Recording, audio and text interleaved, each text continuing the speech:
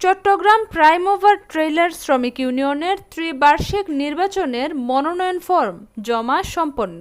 Chittagong প্রাইমওভার trailer শ্রমিক ইউনিয়নের ২০২৫ সালের ত্রিবার্ষিক নির্বাচনকে কেন্দ্র করে প্রার্থীদের মাঝে ব্যাপক উৎসাহ উদ্দীপনা লক্ষ্য করা গেছে।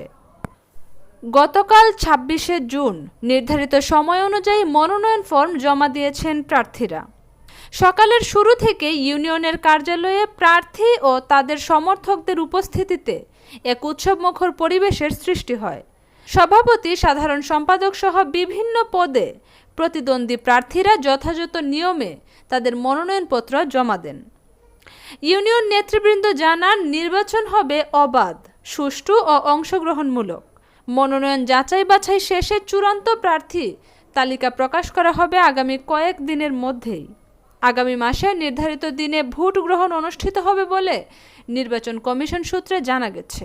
রাহেনা আক্তার, এশিয়ান খবর।